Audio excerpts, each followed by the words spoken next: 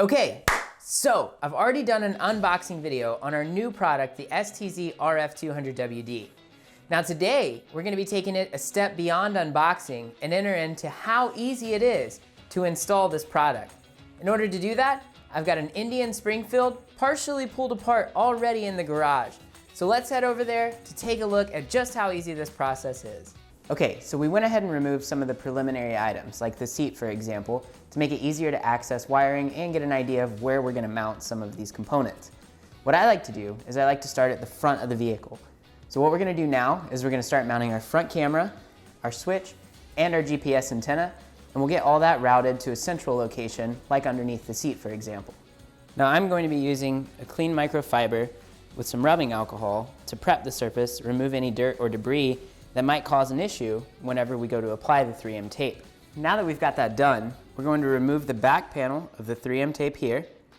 Now I've already pre-bent this thin metal tab so that we can line this up here underneath the headlight. And we want to make sure before we place it that it's level with the front side of the fairing. And then we're simply going to put it in place and press. Just like that. Okay, so the next component that we're going to move on to is the switch. Now in this case, I noticed that this bike has a switch here, so what we're going to do is we're going to mount our switch on the other side of that. That way we can route the wires underneath to match this following wire run down here and bring that front camera back on the factory wiring as well. So let's do that now. Perfect.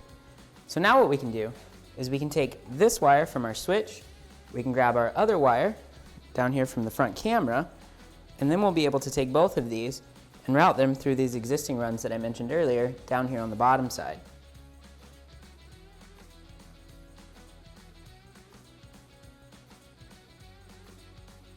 Okay, so what I was actually able to do on this motorcycle was there's a channel that runs underneath the tank. So I grabbed some zip tie cuttings that I had, taped them together, and made a snake to where I could run from one end down to the other. Now the channel's kind of thin, so we're only going to pull one at a time, but I'll show you an idea of exactly what that looks like in case you're trying to do it on your own as well. Okay, so for this next part, we put the seat back on because we're going to install our rear camera and our GPS antenna directly behind it. So what we need to do first is we need to tape up the area. That way we can have an idea of where the camera and the antenna need to go whenever the seat is back on the motorcycle. So now that we've got our tape in place, let's remove the seat again so that we can place both of those components and then finish up the installation. Again, we want to make sure to properly clean the surface. So we're going to rub over, make sure all the dirt and debris is off. Anything that could prevent the 3M adhesive from sticking properly. Give that just a few seconds to let it dry. And once that's dry, we're going to simply apply the camera on one side, making sure to even that out. Now don't worry as much about the position of the angle because we can always adjust that later by loosening this set screw down on the bottom. And we're going to grab our GPS antenna and apply that on the opposite side. So one of the last steps to this is to make our power connections. Now on the STZ-RF200WD, you'll have two wires that are pre-terminated. Your red, which will go to constant, and your black, which will go to the negative posts located here. So on this motorcycle, we were able to easily make our connections. I've zoomed in so that you can see a little bit better. We have our negative terminal here, our positive terminal here, and we found a switched accessory in this extra harness located underneath the seat on the 2019 Indian Springfield. So let's finish cleaning all this up and we'll make our final connections to the main DVR unit.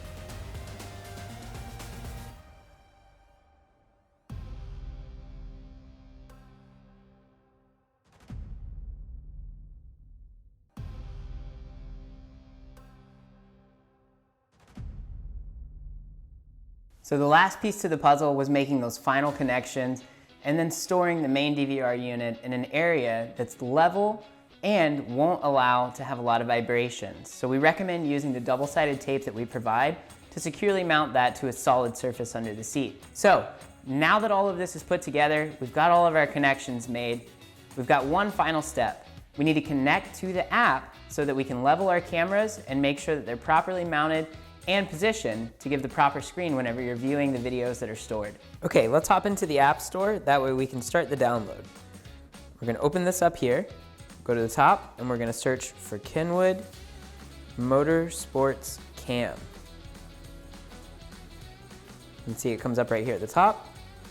And then we're going to click the download link over here on the right and let that process begin. Okay, now that the app is downloaded, let's open it up. There's going to be a few prompts that we have to accept. For example, would you like to allow KENWOOD Motorsports Cam to find and connect to devices on your local network, which we want to do. And then also we want to allow access to all of our photos. That way we can import photos from the system to our phone, and so we can use our phone to connect to the Wi-Fi, for example, to the system. We'll scroll through our license agreement and other things here and then hit OK. Now we're on the home screen of the KENWOOD Motorsports Cam app, and we're ready to start the pairing process from our phone to the system. So now let's turn on power to the system. When we first turn on power, pay close attention to the LEDs underneath the button on the switch. You'll notice that the blue light lights up and the orange light begins to flash. That lets you know that the system is performing a self-diagnostic check. Once this check's complete, the orange light will stop flashing, and then we can begin the pairing process. To start this, we're going to press and hold the button here for about 5 seconds until the blue light begins to flash and the orange light comes on. This lets us know that it is now discoverable in the Wi-Fi setting. Now we're going to go into the Wi-Fi menu on our phone, search for the available networks. We'll see the STZ-RF200WD here, and then we're going to enter the password. The default password is 1234 1234. Then we'll press join. So now that we're connected, let's go back into the app. The first thing that we want to do is open up our image angle adjustment. Now this will give us a live view of what the camera is seeing. It allows us to loosen that camera on the front side and then adjust this appropriately until everything is proportionate. We can also toggle back to the rear camera view here to make sure that everything is lined up perfectly on the horizon with this camera angle too. So let's go ahead and fix those. So I'm going to loosen this bolt here on the side, and you may notice I've got my phone propped up here on the motorcycle so that I can see the live view. Now this will allow me to adjust the camera angle in real time to make sure that we get the image right. So here we can adjust this up. We want to slide this to where we have a nice level view. So inside of the app, there's a variety of different things that we can do, like exporting or reviewing our video footage, playing them back at different speeds, and many other things. So I encourage you to dive into it and really get to know the product.